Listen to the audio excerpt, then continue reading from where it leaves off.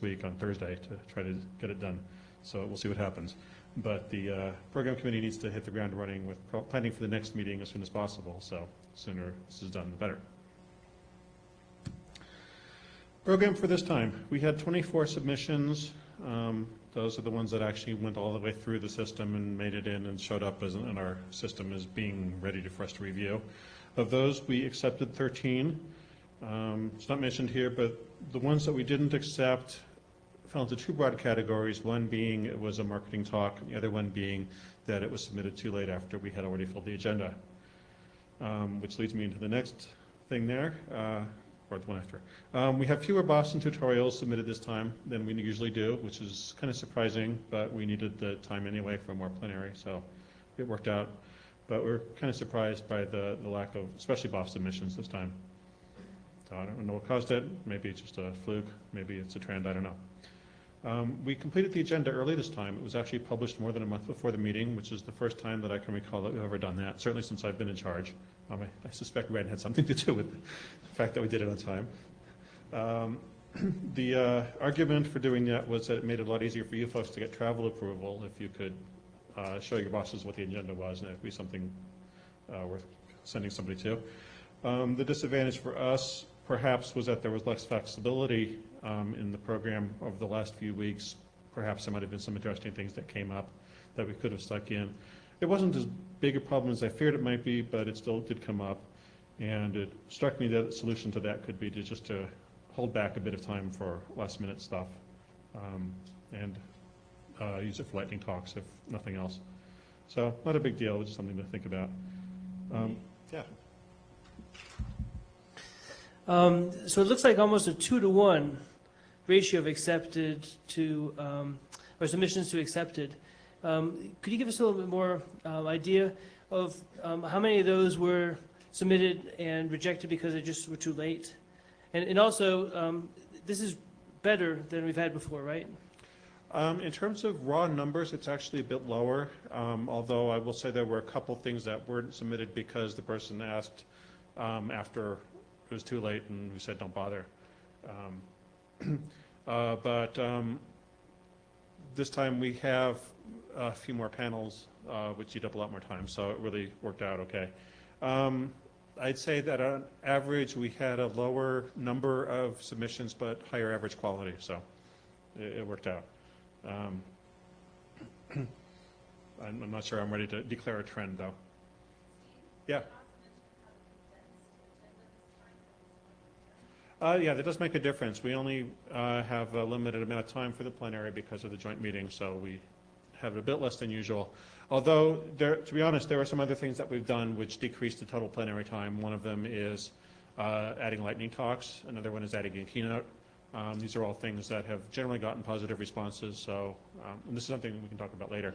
But these are things that we intend to continue as long as you folks, the community, thinks it's valuable. If you don't think it's valuable, then please tell us and we'll do different things.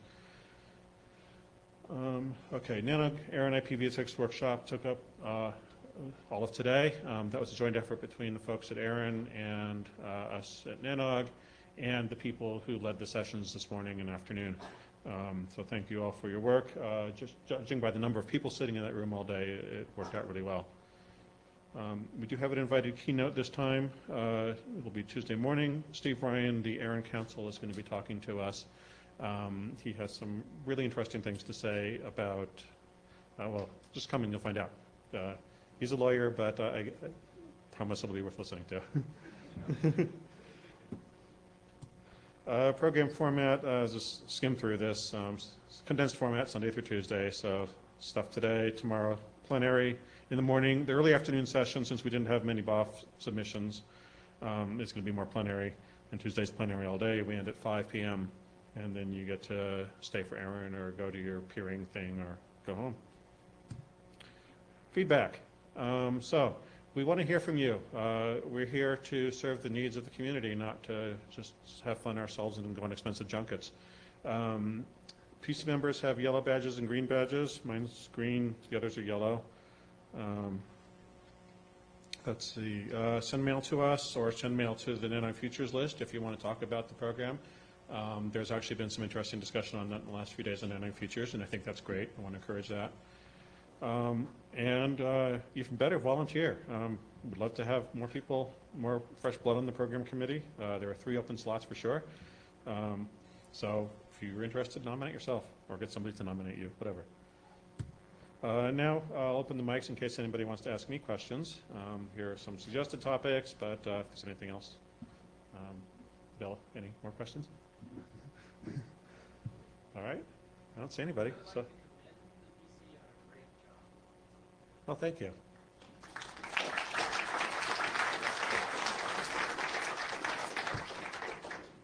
Okay, end of show. Click to exit. Click. Okay.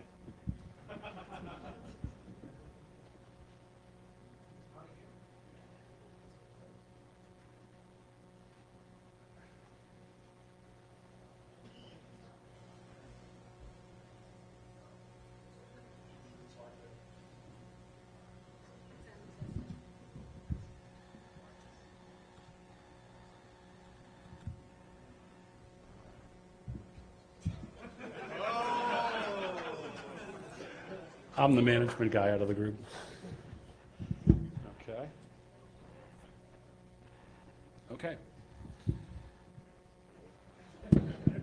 Hey, everybody, I'm Martin. I'm newly minted with the mailing list committee, and I'm going to do the report as quickly as possible.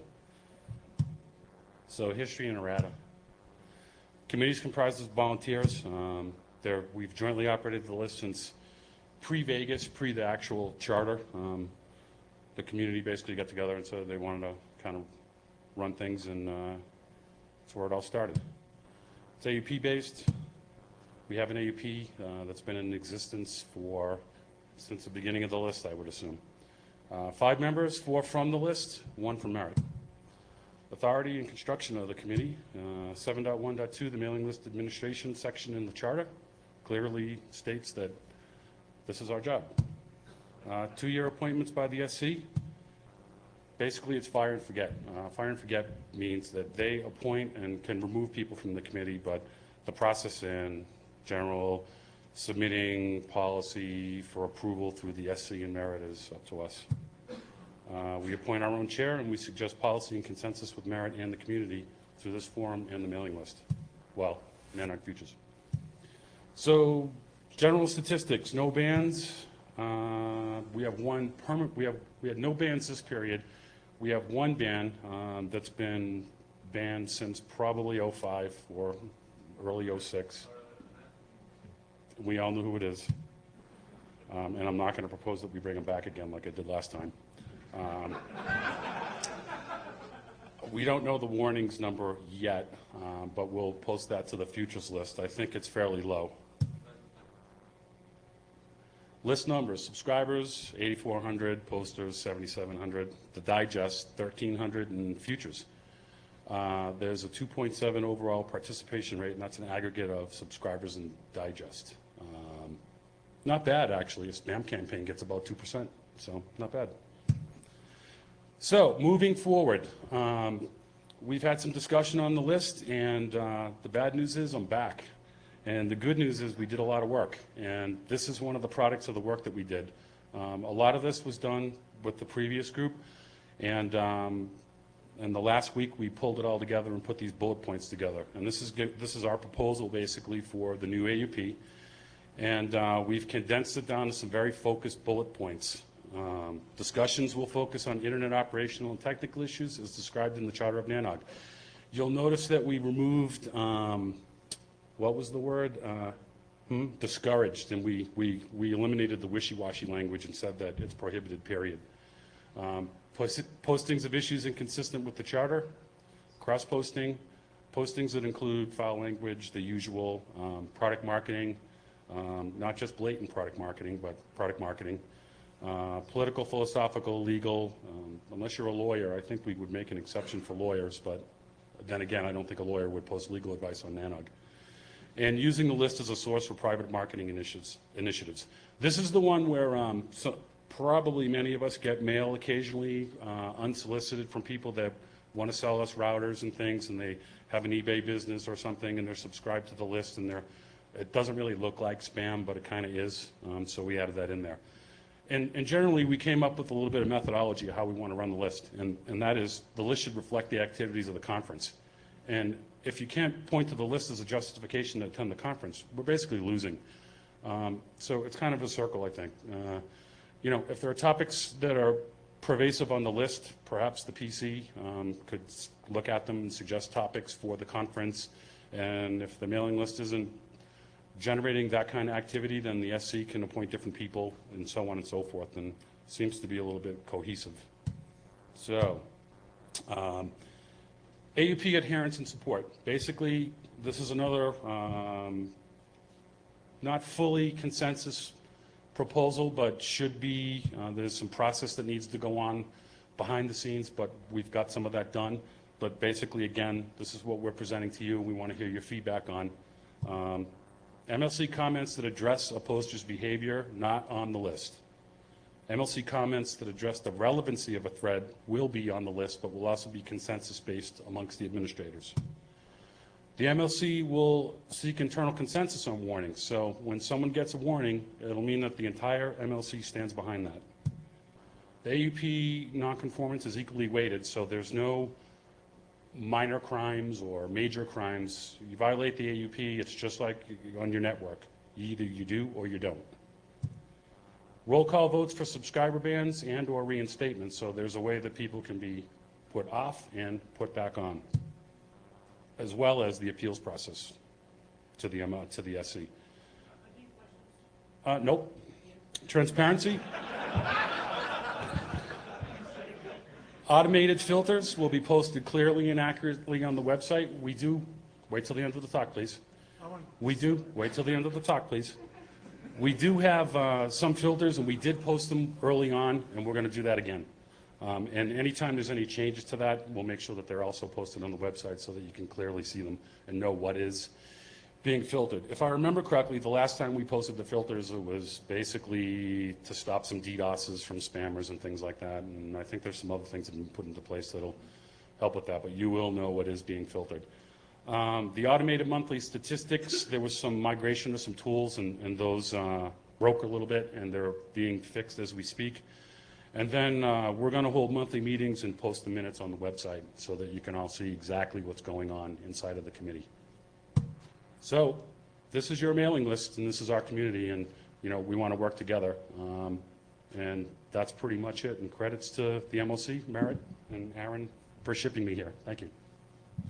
And Alex is going to take the questions. Yeah.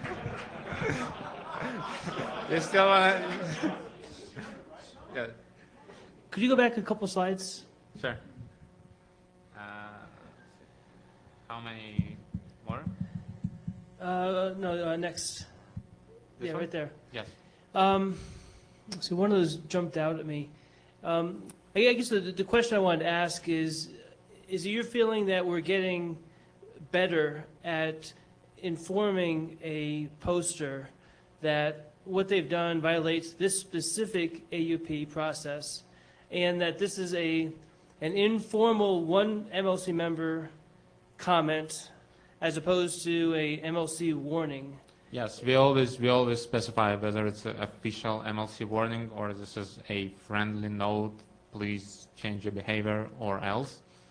So in email, it's always specific whether it's a warning or not.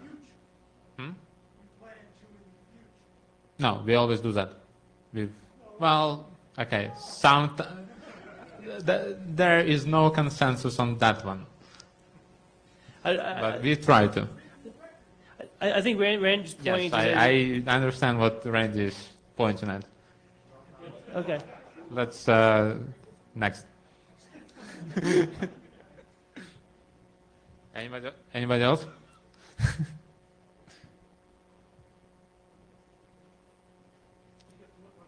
Lucy Lynch, as a long time, no, that same slide. As a long time list master, there are two things in here that give me the heebie-jeebies. Okay. Prohibited for lack of respect and prohibited for philosophical. Does that mean I can't mention Spinoza on the list?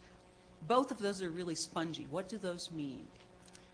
I think it's pretty self-obvious. We don't want long-winded discussions about which really don't have anything to do with technology or operation or engineering. If it's not specific network operation discussion, that does not belong on the list. And if you want to mention Spinoza and you somehow it is operational, then be my guest. Okay. I think philosophical will come back to bite you, but we'll see. Could you go forward one foil, please? One foil. Yes. I would note that it says that the MLC will write to everybody, and it doesn't say it will tell them the status of that message. This is the broad policy that we agreed on. There may be a more specific one that we will, internally use, but we, will definitely be more clear. Yes. So, Randy, Microphone. I'm sorry, I didn't mean to abandon that. Okay, What's up okay. there. Why don't we just add a word that says, "will note to poster" then? Okay, let's do that. Let's do, pick it. Let's, what was that, Todd? Try the microphone. What do you guys talk? I can understand Randy's question and therefore the answer. So basically, we're not going to rehash the issue that happened on futures, but he wants us to be clear on, is it a warning or not a warning, right, Randy? Okay, enough. So, I have no trouble. tell us what you want. Tell us what you want. For saying, "Dear Charlie, I think this is out of line, but I'm speaking as an individual member." Well, no, we'll, okay, I understand. So we'll define if you're getting a warning or not a warning, but it's always going to be in our role as an MLC member. So it's going to say NANOG MLC member, but if it has the full backing of the committee, it'll say representing the MLC. How's that? And we'll send an update of these slides to the list by tomorrow before your meeting, and hopefully it'll answer that question or, address that concern. If that works for you, I think that's easy for us to do, and it works for us. Okay.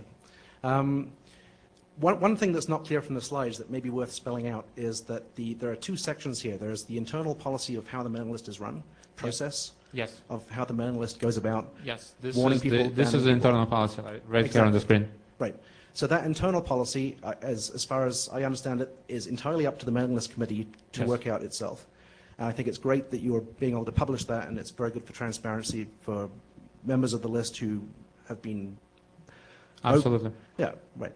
The first part, the acceptable use policy, is slightly different in that I think the work you've done in trying to sort of put the changes together like that is fantastic, and you've saved the SE a huge amount of work, which is awesome. Thank Marty. Yep. Yep.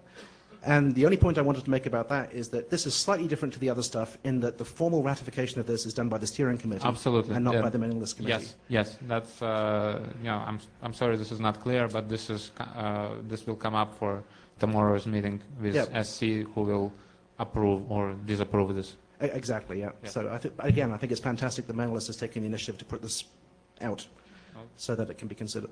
I don't take the full credit. Any other questions? I know I said this for the PC, but the MLC, first of all, I want to say really thank you, because these people, I don't know if everybody in the room realizes this, they're all volunteers, they don't get paid, and they have to read every single message that is posted to NANOG. So for this volunteerism, they get hot pokers shoved through their eyes, and then they do work on top of it. So everyone needs to thank them and buy them a beer. Woo! Thank you. Okay. Anybody else? Okay. Thank you.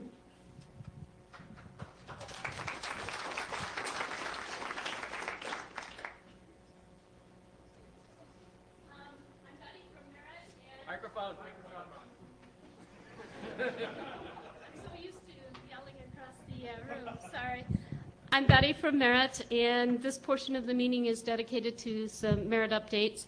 I am going to actually give my slides last, And I'm going to invite a couple technical team members from Merit to come up and give you a report on the video project. Jason Russell. And that will be followed then by Larry Blanc.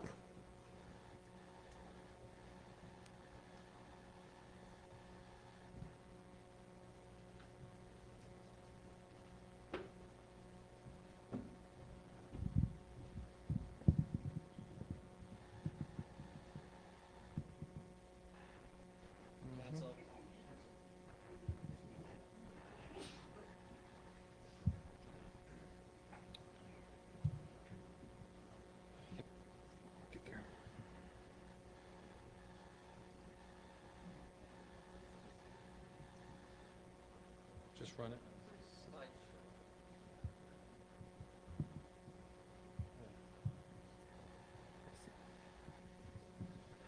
Okay, only 3 slides here on the update of the webcast.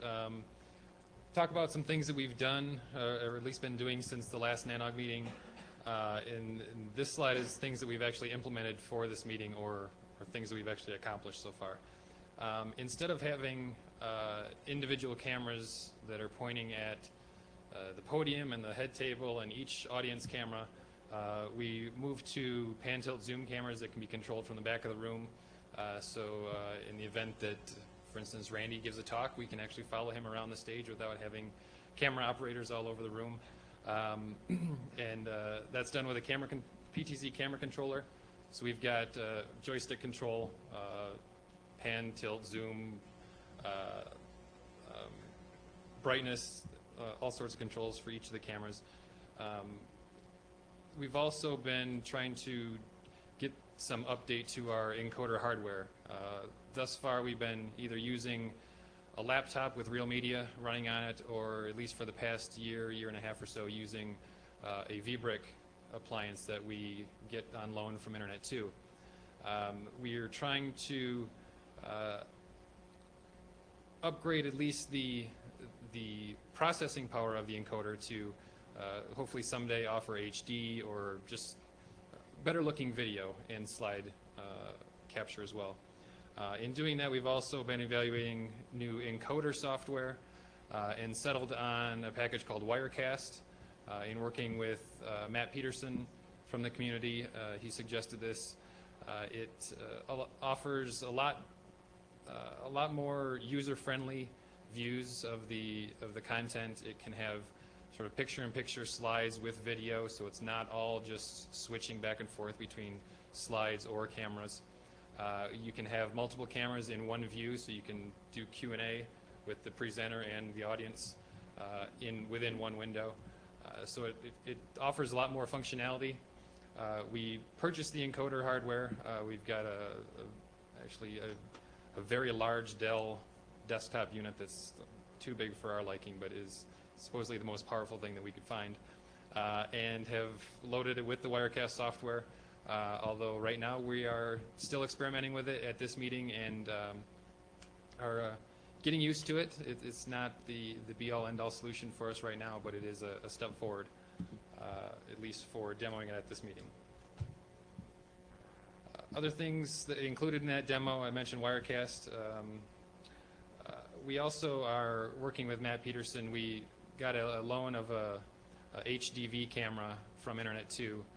They shipped one after their member meeting, that we are having direct FireWire over fiber as input into the encoder hardware. Right now, we capture everything with S-video cables, or either S-video Balins over Cat5. And the S-video just leaves a lot to be desired. So we're looking at a way to at least get some sort of high-speed FireWire directly into the encoder box. We are tunneling the unicast feed back to Ann Arbor. We've had different experiences depending on where we are and which provider we're using to get out of the host site. So we're tunneling it back to Ann Arbor to try and get around any routing inconsistencies that we may see. With Wirecast, it sends out Windows Media and QuickTime feeds that we can send back to servers that we have back in Ann Arbor. And at this meeting, we're also working to try and get native multicast out of here instead of the tunnel back to Ann Arbor and then multicast from there. Yes. Just had a question about the encoders you're using. Were they designed for IP from the ground up? Do you know? Are there someone you worked with to do that? No, what we did was we, for portability and functionality, we started with wanting to have maintain our laptop solution so that it's easy to take from room to room.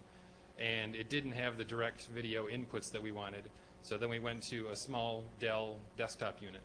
And in going through that and needing video input ports and a better video card and all the things we were trying to put into it, it just blossomed into the biggest box that Dell makes, basically. Sue in the back helped us spec it out, but we didn't actually spec it out based on any sort of specs like that. It was just to try and get the most processing power to handle the video content as good as we could. Did you guys do any work to optimize the stack for buffers?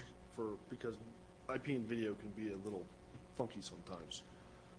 If it's transmission or if it's production quality video, especially. Did you guys do anything like that? No. we Nothing did at the not. far end for buffering capability to deal with lossy networks and stuff like that? Not that I know of, no. All right. Just curious. But would be good to have you and Sue talk, or anybody that is well versed in that to It's a difficult arena right now. yeah. Do you have something to add, sir? Yeah, Joel Yegley. Just to respond in part to Ted's question, since I was responsible, I guess, for the first video encoding from NANOG. You know, every time you go down the road of getting the best thing that you possibly can, it ends up being larger than you like. And mine ended up being 5 feet tall and weighing 260 kilograms and having 4 rack mount PCs in it. So I'm definitely sympathetic to your plight. And yeah, the optimization of encoders is always a work in progress. Yeah, and right now we're trying to work with the settings on Wirecast and what is available on the machine to try and give it the best performance. But from what we're seeing so far, it may be that just a Mac Mini with FireWire inputs is just as good, and it's the size of a slice of pizza. So. Read on Cisco for free, new SA optimized IP buffering multicast encoders.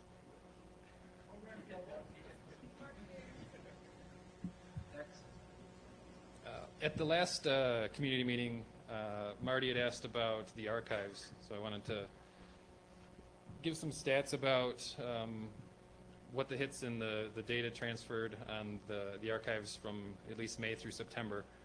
The number of hits don't always directly correlate to gigabytes transferred, mainly because of if there's a lot of hits for Philip Smith's tutorial that's an hour and a half long, it's a little different than a lightning talk. So just wanted to provide this. Also, I believe Larry is going to talk as well about what's going on with the archives. Right now, there's about 50 gig of video archives that we have. Each meeting is about 2.3 to 2.6 gig of data or disk space. So give you folks a sense of what we have from each meeting. And any other questions? All right. Thanks.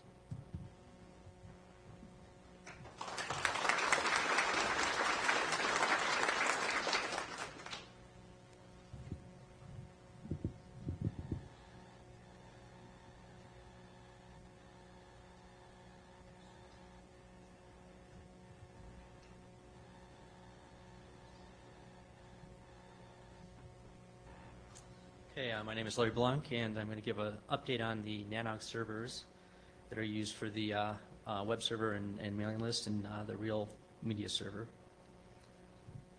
So as background, Merit currently hosts the NANOG web and mail and real media servers on shared servers, which are used also for our other websites and mailing lists and real media streams and archives. These have performed relatively well, with the exception of the mail server, which some of you have noticed from time to time when there's been threads that have had a lot of activity. The mail server can get bogged down, and the mail delivery can be delayed quite significantly. So we've actually, internally, we've been going through a technology refresh. We had been a Sun shop, but we've been transitioning over to Intel-based servers. We've already updated our web server. The mail server and the Real Media server are still running on Sun machines. But the idea here was to try to, since the mail server in particular tends to get a lot of volume, to go with a separate solution for that. So back at the Toronto NANOG, we had a meeting about working with some of the community members, Randy Bush in particular, was gracious enough to donate 2 Intel-based servers. We also worked with Joe Provo and Steve Feldman setting up these servers. So it's sort of been a community effort to get these machines set up, and they've helped configure them with FreeBSD and install mailing list software. And so the idea here is to have the ability to have more control, to have faster machines, and the ability to deploy new services by working with the community to help to set up these new services. So we're going to have one server that's used primarily for mailing lists, hosting the mailing list. And in addition to the NANOG main mailing list, we have a number of other lists for the PC and for engineering and NANOG support. So we're going to be moving those to one machine, and then a second machine for hosting the web server and the video archives, and also for support of the PC and SC. And then the idea here will be to have each server back each other up. So if one server happens to be down, the other one could potentially pick up the functions of the other server. So briefly, the mail server will run Mailman and Exim for the list management. We've been running Majordomo for a long time, and it's getting pretty stale. Code hasn't been updated in a number of years, and Mailman brings an enhanced user interface and a lot more features. So we've moved over the NANOG Inch list already and are sort of experimenting with that, and we'll be moving over the other lists shortly. We're still looking at, for archiving email, right now it's still going to go to the existing archive on the main mail server. We're looking at several different options for archival. There's been some concern about the Mailman archival function and its interface. It's a little bit clunky. So the web server we're actually also redesigning the NANOG website. We have an in-house web designer who's been doing an excellent job with our websites, and so he's redesigning that, and the plan is to move over to the new server when he's done with that. Steve Feldman has also done a lot of work with the website that's used by the program committee, and he's hosted that on his own machine, but with Steve moving on, we decided it would probably be good to move that site over to the NANOG server. Another issue is the Real Video server. We've been thinking about whether we really want to maintain that, if that's the best solution for delivering the archived video streams. It's currently running on a Sun machine that's a bit out of date, and we've been thinking about whether we want to refresh that with a new server with the Real server software, or just use HTTP to deliver the archive streams from the web server. So at this point, we're planning on just moving that over to the web server and hosting that via HTTP. That does present some issues with seeking. Some of the older streams seem to have issues with being able to seek when you use HTTP to deliver the stream, whereas when you're using the Real server, you can go forward and backwards without any problem. The newer streams seem to be fine, but the older ones seem to have some issues. There's also been some concern about the proprietary nature of the Real video streams and whether people want to move those streams to a standard format like MPEG-4 or H.264. I did some experimentation with mencoder, and it supposedly can translate re-encode the Real streams into MPEG-4, but the only player that could play them was VLC and MPlayer, so there seem to be some issues there. I'm still looking at that. And then there's been some thought about now that we have these dedicated servers hosting other services such as the community wiki that's currently on Clupon, or having some kind of forum that's slash-based forum. So that's it. Any questions? Thank you.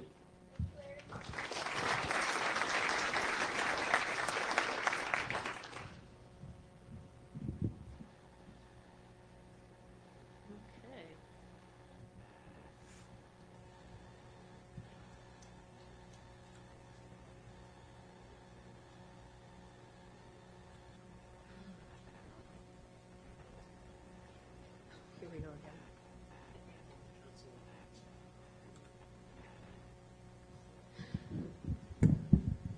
We're all still awake, right? I'll be quick. I promised I would be quick so we would have plenty of time for community discussion.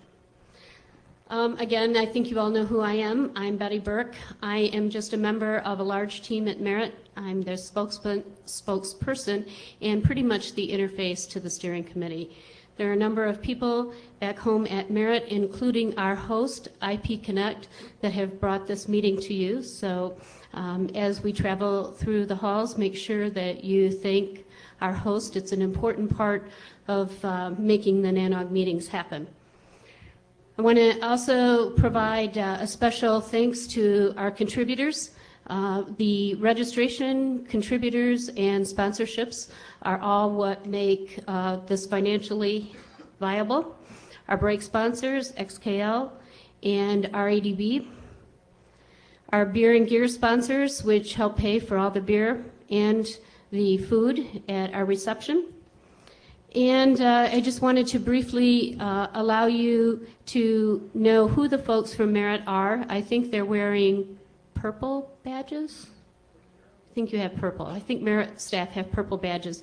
The Merit staff that are here providing the support, Carol Wadsworth. I think you all know who Carol is in terms of meeting registration and hotel logistics. Gail Turkers is providing support for the PC and registration. David Gilbertson, our network engineer. Jason, who presented, is our lead video production. Larry Blunk, our sysadmin and network support. And Sue Joyner from the mail list team is also a sysadmin from Merit. Valerie Whitcomb is also supporting the PC. And I think I do something here, not quite sure yet. I wanted to, you've heard it a number of times, but I can't stress the importance enough to the community of the elections and of the survey. The elections are your opportunity to select members of the community to speak on your behalf. The importance of the survey at the end of the meeting is your opportunity to provide input on what you want out of the meeting here, the meetings going forward, and if we don't hear from you, we're just taking, a shot in the dark. Wanted to provide just some brief statistics. If you were at the NANOG 40 meeting, you would have seen this information at the close of the meeting, but I thought it important to just bring back to all of us here at the next meeting what happened in Bellevue, which leads into the budget report, which is the financial part of my report to the community. The beginning balance, as you see it, is $232,571. We use that money in the bank to primarily help us with the ebb and flow of the account. Some meetings we do financially better, some meetings we don't. And we also need to be able to have a reserve to plan the future meetings. And that's why it's important for us to show you that number and be aware of what it is. The expenses for the Bellevue meeting were $261,273.32. Or excuse me, the revenue. Sorry, wrong number.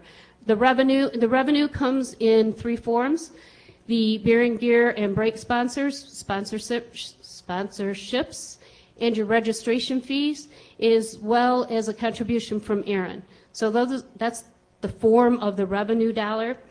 The expenses, we try to give you highlighted categories. The salary dollars are the It's what we have to pay the merit staff for supporting the meeting. The non-salary dollars, excuse me, is the equipment that we purchased for just that meeting. In big part, it was a big purchase for the video equipment, and we had some additional cabling. The supplies, the lanyards, the badges, the paper products, all of the things that it takes to put the meeting together.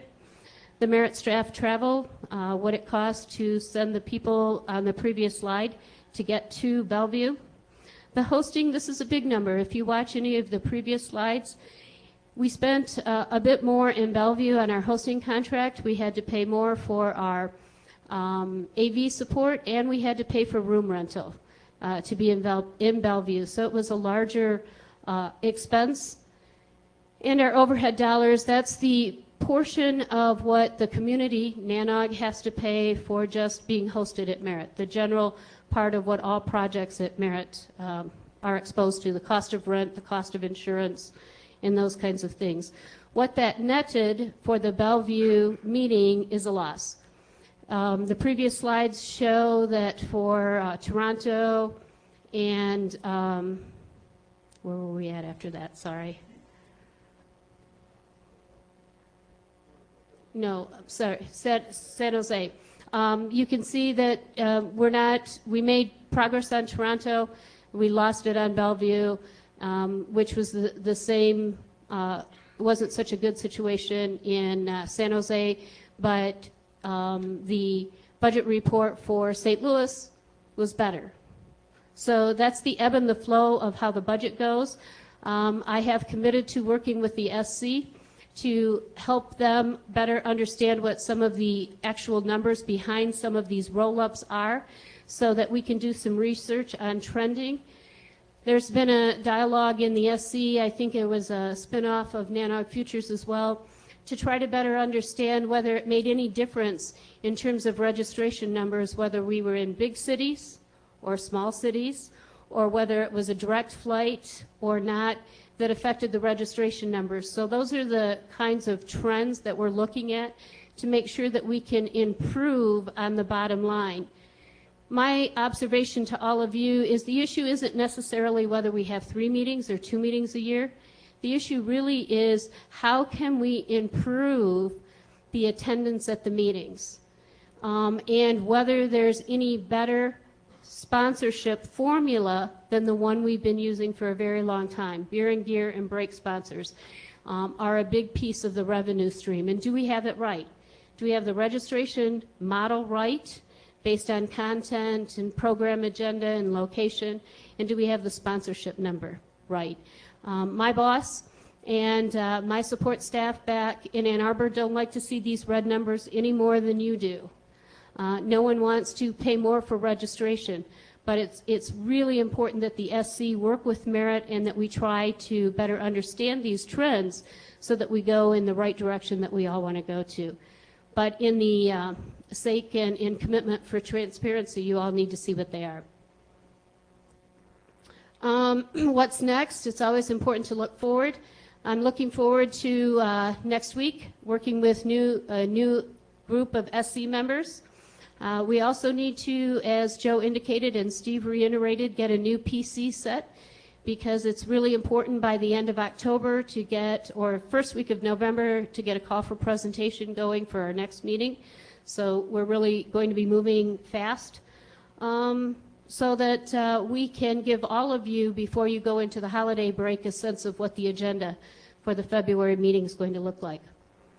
Future meeting sites, I made a commitment to everyone when we talked about raising the registration rates to work very hard to get some pre-dates set for future meetings. I'm happy to report that we've made some progress. I can't commit to all of them, but I think it's a huge step in the right direction, that I can confirm right now that NANOG 42 is going to be in San Jose on February 17th through the 20th. Our host is going to be CRG West. We have a contract in hand. We're in our second iteration of that contract for NANOG 43. The date is June 1st through the 4th. Until I get a contract in place, I don't want to name the host and or the location, but I think you all may have some information that we're looking at Brooklyn, New York, which would be very exciting if we could make this happen. Pardon? No sleep. NANOG has never been to New York, so it was very exciting when this sort of dropped in that we could go to a location we haven't been to. I think it'd be great to get back to the East Coast, but as always, for those who have hosted NANOG before, getting a hotel contract worked out isn't always as easy as it sounds. It takes a little bit of time. We're also working on a contract for NANOG 44, which is our joint meeting with Aaron. We hope that we could have a hotel contract and an announcement for that site within the next month as well. We're pretty close. We did run into some roadblocks before this meeting, and we simply ran out of time to work on those issues. The date that I think we're pretty much locked into, regardless of venue, is October 12th through the 14th, just because of other meetings that we're going to collide with. And so whether we go to the location that we're working on or another one, I think that was pretty much the date that we all agreed, both at NANOG and Aaron, that we're going to be working with. As I mentioned to the current SC, a month out, we're going to have these pretty well locked in, and we'll actually begin to start talking about February. The good news is that through this meeting here already and through my email last week, we may actually have a host for February of '09, June of '09, and with some discussions about October of '09. So really positive things, giving security to dates. And I think that's it for me. I'm certainly here, can take questions now. I got questions now. My question is, a couple of meetings ago, we talked about locking in the same venue for multi-years. Whatever happened with that? I tried really hard. We had talked about getting Chicago. It was something I think I talked about in the PC and the SC. Problem when I started looking at Chicago was the cost of hotel rooms.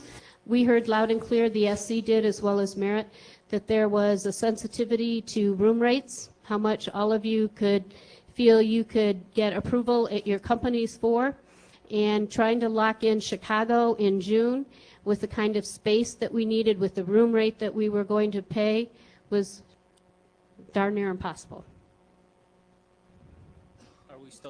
Are we still looking at other locations like that, but still multi-year deals? Absolutely. My goal, truthfully, right now was to get some locked in so that we could change the trend and then work on changing the trend or getting multiple year or locations. The problem with the same location or multiple years is we also need a host in that location to commit to being a host for multiple years. So it's one thing to get a location and get a good hotel rate, but then I have to have a host that's willing to provide transit and doing all the other things that hosts do for us for those multiple years. So it's a little bit more work. Toronto in February seemed to be very popular. It was, really wasn't it? Well, and so that's actually part of my question is, what's interesting about the numbers that you present is that the locations that are considered by some of poor taste to be undesirable, whether for their weather reasons or for the fact that they're St. Louis, those are the meetings that produce net positive revenue, whereas the locations that people think are great that are going to turn out 700 people all paying full rate seem to lose money. Is that just a recent trend, or is that longer term? No, the Bellevue, we took a gamble. Don Walsh, the CEO at Merit, is here, and when we looked at the Bellevue contract and we looked at the expense, I said to Don, yeah, let's take a risk on it because it's in a popular location. We think we'll get a lot of walk-ins, and we should have a high registration number to make up the gap. We didn't. Okay. So it's a trend. It's something we have to look at. And if you recall, after St. Louis, we were talking about going to Albuquerque, and there was a lot of, I don't know if it made it into NANOG Futures, but there was certainly a lot of discussion on the NANOG SC about Albuquerque. And last time I checked, we had 437 registrants here. This may not be a question for you, but related to that, Santo Domingo idea was floated and went away, and the SC decided we weren't going to do that. Is that so? As you're booking all the stuff out really far into the future, I thought that was a fantastic idea, and I think it'd be a shame to not make space for that and figure out a way to make that happen. Absolutely. One of the things that I mentioned to the SC is since we have October lined up, we have to revisit this issue about February before we go forward and make too much. I think too much commitment to our host or get a lot of people working on that. And we have to look at all the other organizations that we need to have the conversation with that we didn't have in the last round of that discussion. Betty, I know one of the things we had talked about in the past had been the price of the hotel rooms that everyone in this room would have to bear. And you're looking at some of these places like New York City. I know you wanted to sort of get kind of an idea from the community. Is $200 per night the maximum people would be willing to spend? Or is it now $225? Because last time we asked was like 2 or 3 years ago. It was $159. So, no, good question, Bill. This might be a good forum to have that survey in if you want to ask. Absolutely. Put it on the survey. There you go. Put it on. Tell us on the survey what you think. Absolutely. Tell us what you think your maximum hotel rate can be, because it's important. It's important. It's just really important, and we don't know if you don't tell us. Attacked by the microphone. Just a brief comment on Toronto. The Toronto numbers were reasonable. They were in the black. And I think one of the big reasons for that is we spent a lot of time in Toronto getting local people to come to the meeting. And we spent probably a month and a half, 2 months beforehand just calling people and trying to convince them that they should pay for their staff to go to NANOG. And I think in some of the locations, I think we sometimes take that for granted that the local community will do that on their own. And I think people who are regular NANOG attendees should really take some of the responsibility for that and trying to make the meetings successful by getting people in their towns when their meetings are local to sign up and come. I agree with you. That made a huge difference in Toronto. And I will also, I'm not picking on anyone here, but it's another piece of fact of information. We have 437, excuse me, registered for this meeting, and we had an agenda out a month in advance. When we went to Bellevue, we had an agenda out 2 weeks before the meeting.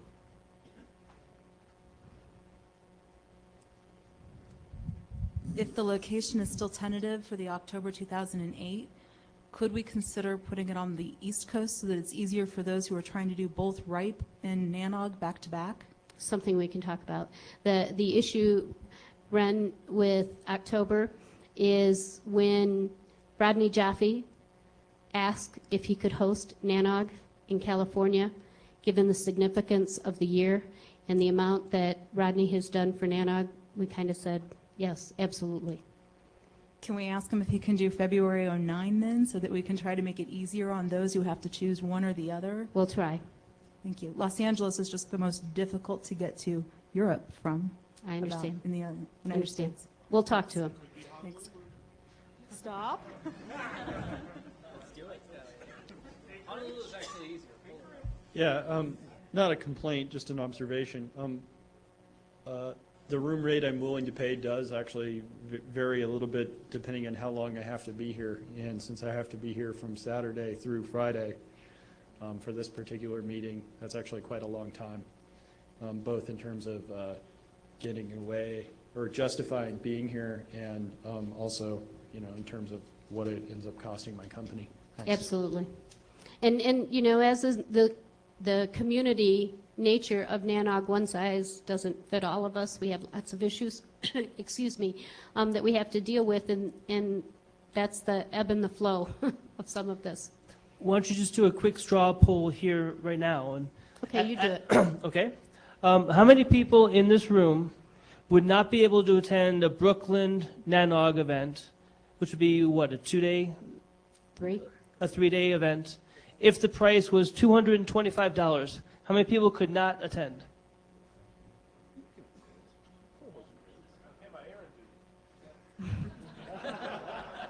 Okay, so what was that, like 15, 20 people? What's that? They start charging for legacy. Yes, Ted? Hey, Betty, I know that price is a big deal, Yes. always. But it truly is setting an artificial ceiling going to paint you into a corner that you can't get out of. It's tough. It will. It will. If we find ourselves in a situation where our ceiling is 179, it's going to be really, really hard to find locations where you all will enjoy going to an NANOG meeting. Yes, I could handle Cheyenne once, but if you tell me Cheyenne twice, I ain't doing it. This is the third time. Be nice, guys. Let's go on. Albuquerque fourth time, then. Why not? No, sorry. Information rather than a question. Next year's fall right meeting is not back-to-back with the NANOG and ARIM meeting. There is a clear week between the two. So that's from the 26th to the 30th. And also it will not be in Amsterdam, it will be in Dubai. Ah. The CRAS is being updated. As far as the room rate, it might be smart to put on the survey, is it the per night rate that matters? Is it the total cost over the length of the meeting? And also, is it airfare plus room rate? But as far as the straw poll goes, I would highly recommend that you poll the people who couldn't make it rather than the people who did. Yeah. In general. I'm just saying, poll the people who couldn't make it. Maybe it's the dates, the airfare, find out why they couldn't. Just a quick idea, is it possible with the hotel reservations to have an earlier rate? So if you commit 2 months prior to the event, get a cheaper rate at the hotel. I don't know if the hotels are open to that. Not generally. Just so everyone knows, the way our hotel contracts work, the way we try to make our hotel contracts work, is that we book room nights at certain rates, which are the public rates that you all pay. And because of the large room block, they generally will let us have meeting space for free. That's not the kind of deal that we're always getting now. Hotels want room rental in addition to room blocks, so it's becoming much more aggressive and difficult. And it doesn't matter whether we book a year in advance for those room blocks or a month before. They don't move too much on the rates. Okay, thanks everyone. We're not done. Actually, I have a question. Sure. Step back from this. I have a straw poll that I would like to take of the room. However, it is likely to devolve into finger pointing and significantly derail the current conversation. So I want to make sure that the current conversation is over before I do it. Good. I'm done, so I'll turn it over to Joe. All right.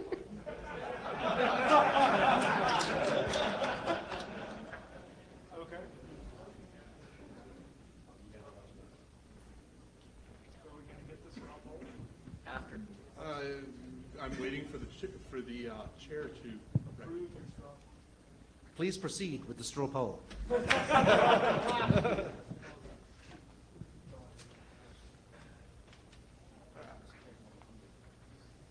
So just before you mention what the straw poll is about, are you imagining a show of hands or? Okay. Yeah. Yeah, I'm actually what I'm going to. Because you have bits of paper in your hand too, so I'm a bit confused. Yeah, I have paper here. It does not have a list of names. If you on stop it. varying the distance from the Yeah, mic, yeah. then the people at the back can stop moving the sliders. So. Okay. It doesn't have a list of names on it. I'm not writing down anybody's names. I'm not going to collar people who had their hands up later, although I might send out mail and say, hey, can you get behind this if you said that you were behind this. But it's come to my attention recently because of recent events that the reasons that the SC can remove somebody from the SC as in a self-policing sort of way, it's actually very narrowly scoped. It's for non-participation, that's pretty much it. For things like conduct unbecoming or being deliberately disruptive or whatever, the SC really has no ability to that's codified to deal with that. And I see Betty stepping up there, so I'm hoping. And so section 6.7 actually, in the charter, actually addresses this. And I was hoping to see a show of hands for people who would be willing to support or think that it might be generally a good idea to delete the language in 6.7 that restricts the reasons that the SC can police its own, with the understanding that you'd need a supermajority to take action against anybody for misbehavior. So, okay, so that's the question on the table: is who thinks that this might be a good idea? So, without having the text on the screen, it's somewhat difficult to comment on. But the general proposal is that the SC be given the power to eject somebody else, a sitting SC member, for whatever reason they see fit. But by a supermajority, without scoping it as to the reasons that they can do that. Okay. So, and you're asking for a show of hands? I'm asking for a show of hands at this time, yes. So, who would be in favor of such a proposal in general, given that it's not written down fully in legal type text? It's hard to say exactly. Yeah. Okay, well, Bill, can you turn the projector back on for a second? Did anybody just count the number of hands that were raised? I didn't count the number, but I'll take the time to actually write it up based on the level of support that I've seen. We'll run it up the flagpole on futures and see what we can get. Okay. Yeah. Can we see people opposed? Okay. I think I saw a few more than 6 hands. We had better than 2.7% participation. So in terms of process, as I mentioned before, if there is another proposal to amend the charter at this meeting, I don't think that it will be ready by this meeting. I think it's something that will then we come can up avoid the for discussion of February. how the mechanics of that would work. That's Yeah, fine. yeah. Okay. I don't want to upset the apple cart. That's Okay, fine. so this would be a proposal that people who are interested in it might get together and put that forward for next October's meeting. Yes. Which is the next opportunity to change the charter. Okay. Okay. Thank you. Keith. Just wanted to comment on that. The reason that I didn't stick my hand up to either option is I find it very difficult to do so without a rationale for the change. So I'd request, if this is coming back as a proposal, we need some accompanying rationale. I think RS was being diplomatic in not spelling out any particular recent events that he think might be this policy might be useful for. But yeah, I'm sure if you go and talk to RS in the bar afterwards, he'll give you his full reasoning. Yeah, Joel Yegley. I don't think there's any particular reason why the charter should scope potentially revolutionary activities. I don't need a charter. In fact, I would prefer to explicitly throw it down when I get to the point where I wish to engage in that sort of activity. And obviously that has happened before in this organization and in many others. So I'm not philosophically opposed to this policy proposal. I might even consider it. But I wouldn't actually consider it scoping the limits of my activity. I guess, RS, for me, the greatest concern I have about something like this would be that you're taking the will of a very large group of people and reducing that by the will of a smaller subset of people. And you're going to have to really have something bad happen to make you want to exercise that specific thing. And I wonder if such a specific thing might be so rare and unlikely to happen in the future that it's not worth codifying in the charter. I would certainly hope that it would be extremely rare. Randy. Randy Bush, IIJ. It won't be rare because you're stuck with me for another year. Let's get truthful here. He doesn't think I act properly as an SC member. I'm intentionally provocative, I say what I think, and I mean it.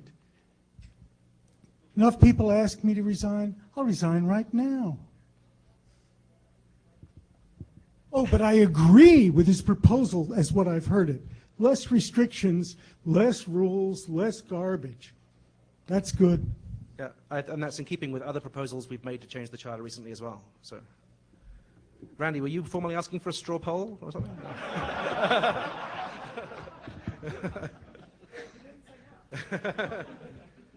Does anybody else have anything to say at all about anything?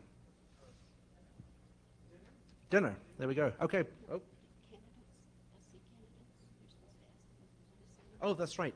Candidates who have put their name forward for the SC.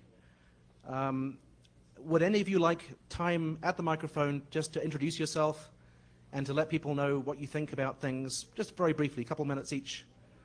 Or not, if you choose not to. I realize I should have mentioned this at the beginning, so you had time mentally to prepare. Sorry about that. Anybody who's currently standing for the SC who would like to say something? Or stand up and just speak from where you are, or come to the mic so the remote participants can see. This is being webcast, right? Yeah. No? Okay, well, everybody has name badges. Everybody who's standing for the SC, I think, has been to 5 or more meetings, and therefore their signature is intensely valuable. So anybody who doesn't know them, I recommend you find them in the bar or elsewhere in the corridors and ask them what they think about the issues that are important to you. And with that, the community meeting is now closed. Thank you very much.